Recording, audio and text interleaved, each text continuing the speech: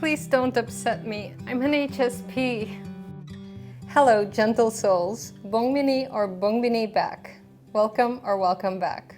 As a highly sensitive person, how do you deal with conflict? Most HSPs have a low tolerance for conflict. It breaks us down and depletes us. Conflict first overstimulates our nervous system, which is then followed by an energy crash, leaving us feeling depleted or burnt out, and it takes the HSP longer to recover from this emotional roller coaster. Even when it's not our own conflict. When people close to us are involved in a heated argument, we also feel it in our bones. To me, it sort of feels like daggers breaking through my energy field. But is it a necessary evil?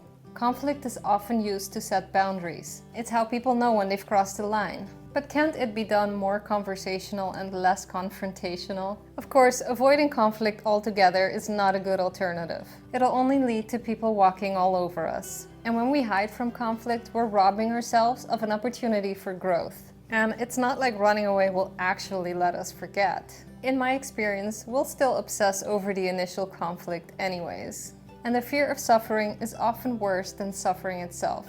Often the HSP in our interactions or in our relationships are more likely to appease. This doesn't mean that we blindly agree with anyone, but we also don't disagree vehemently. Because we don't enjoy that fiery conflict, so we try to stay more neutral. But occasionally, there's just no way to dance around the conflict. Sometimes you just have to face the conflict head-on. What I aim for in that situation is to be less reactive.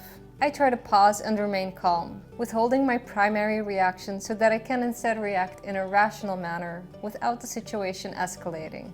I also try to empathize with the person whom I feel attacked by. Why are they behaving so verbally aggressive? What fear of theirs is being triggered? And how can I assure them that I don't mean any harm? When you have more empathy for other points of views, you're more likely to consider them fairly. One of the natural coping skills that HSP tend to learn growing up is to not cause unnecessary upset in someone. And we'll go out of our way to do so. We learn to dance around people's pet peeves so that they don't have a reason to lash out at us. For example, when a sibling gets really upset at one of your behaviors or habits, you will try to never ever do that thing again in their presence just to avoid that harsh reaction. That begs the question, does this make us people pleasers? I can answer for myself that it isn't quite so, because I won't go out of my way to please others just to avoid conflict when it means that I'm betraying my own values. I still have my boundaries and I respect my own needs as well.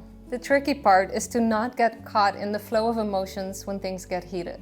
Try to remain level-headed. Stand your ground, but don't let your emotions take control.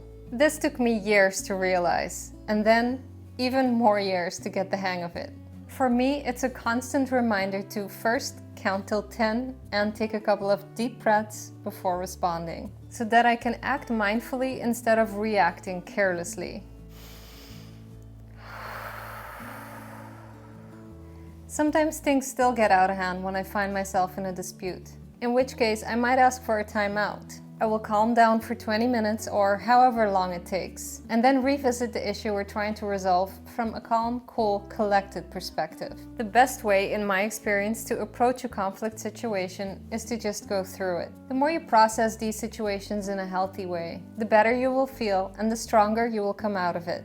And when it's appropriate, you can always use a little bit of humor to lift the tension. The more you process these in a healthy way, the better you will feel and the stronger you will come out of it. I hope this was of some value to you. Gaining perspective into your own behavior is key to making changes. And if conflict is depleting your precious energy, take a deeper look at how you face confrontations. Thanks for watching, and remember to give the like button a squeeze and hug that subscription. Tot ziens! A January 1st hot mocha.